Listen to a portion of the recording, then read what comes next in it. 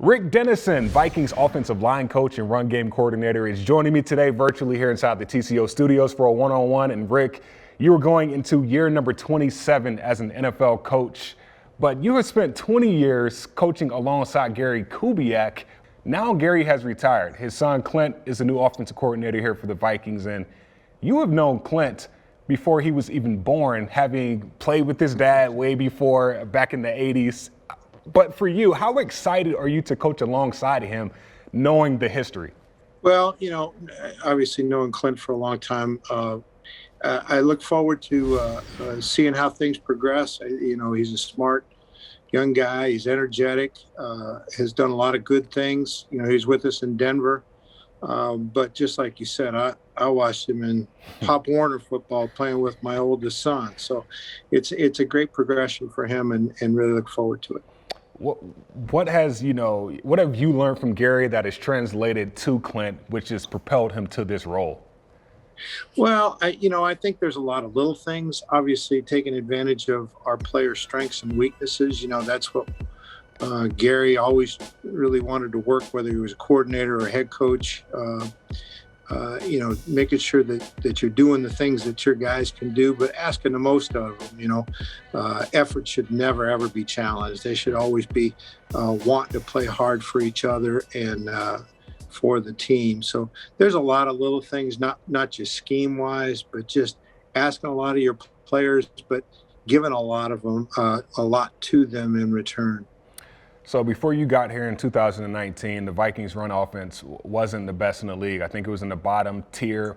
Since you got here in 2019, sixth best run offense in 2019, fifth best last year.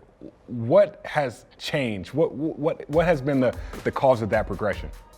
I can't speak for that. All I know is, we do what we think is best. We get our players to do best. Obviously, 33 running the ball really helps a lot. He's a special player.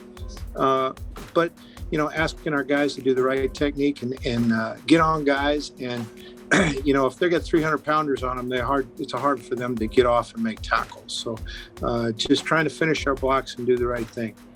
We always hear coaches talk about, hands, eyes, feet, and how they all correlate. How important is that, to being an efficient offensive lineman?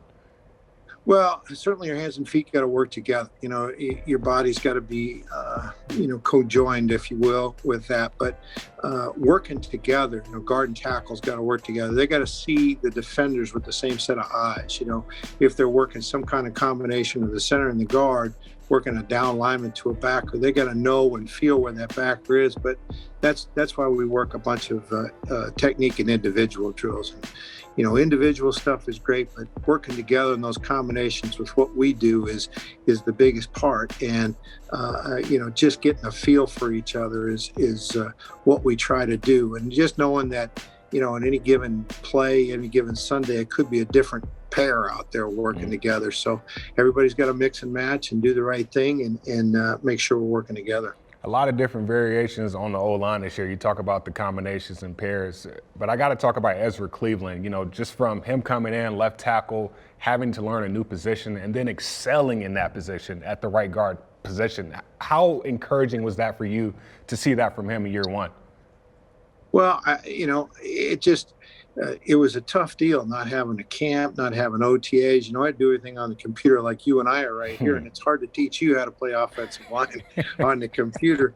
And the college guys just don't quite understand as much. It's just much easier to get your hands on them, and that's the way I work. I work a lot of hands-on. So he progressed, got to a point where we had some problems at right guard, guys injured, this and that, three other things, and threw him out there. And, always knew he was a talented athlete. There's no doubt about that. You can see that watching film. But, training, he picks things up fast. He's a smart guy. He's one of the brighter guys in the room. So getting him to work together with Brian, as two very talented athletes together, as long as they're, like I said, they know what each other's doing. And I look forward to big things wherever Ezra plays. And for Brian, he's top 3, top 5 right tackle in the NFL. What do you want to see from him that will continue that growth for him? Well, he keeps taking steps. The first year we're with him, he's a fine, backside run player. I mean, he can run with the best of them. Got better going to the front side. Keep working on his sets and keep working his bulk and technique with what he's doing. Keep giving those pass rushers some change-ups. He's got plenty of length. His feet are tremendous. So, keep challenging him that, keep working. And I tell you what, he really studies the game. It means a lot to him to understand what his rusher is going to present to him on a play-to-play basis. And he works very hard at that. And I want to go back to Ezra really quick. I mean, we talk about that transition, right? Yep. In your 20 plus years of coaching experience, would you say it's a more seamless transition from guard to tackle or tackle to guard? I don't know. I don't think that that's either or. I think players play the game different. Okay. Some people like space. They really like space. They like to have a lot of room and keep the defenders off them. They're more natural outside. Some people like tighter areas, right? So they want to be inside, particularly centers. Everything is, pulling up to them. So I think that happens naturally based on, how they feel the game or how they perceive the game with the defender on them. The other thing that happens is, things happen a lot quicker inside. Guards and tackle, those guys are flying at you at guards and centers. Whereas you got a little bit more time to react outside. So some of that goes with there. So I don't think that either one. I've had players go from one to the other and shoot. One year I had suited up 6 guys in a game. I had one rotation guy. He was both guards. He was both tackles and both guards. But if the center got hurt, the guard had to move inside, and he played that guard. Some guys can do that. Some guys can move right to left, and they have to.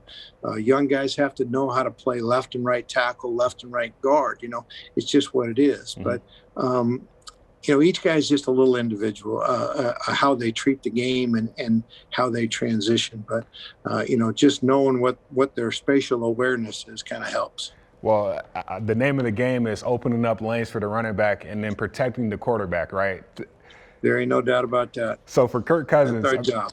Yeah, for 2021, Kirk Cousins said his number one goal is to take less sacks. And I know that's a collective effort. But when you hear your starting quarterback say that, how motivating is that for you? Well, it certainly is something. When we looked at the film, we need to keep our quarterback upright, right? And he needs to stay upright. So, like you said, that's all everybody trying to work at it. We got to work our deal. We got to work our technique better. If there's a glitch in our protection, we got to be assignment sound. So we studied every one of them, and we're going to try and do our part. And it's good to hear that, that Kirk is on task. He wants to make sure that, because we don't want to go backwards, that puts you in 3rd and long and some down distances that we don't want to be behind the chains. We like to be, in that 3rd medium range. We could run the ball, we can make our first downs, and that just makes them play the whole part of the field. Coach, I appreciate it.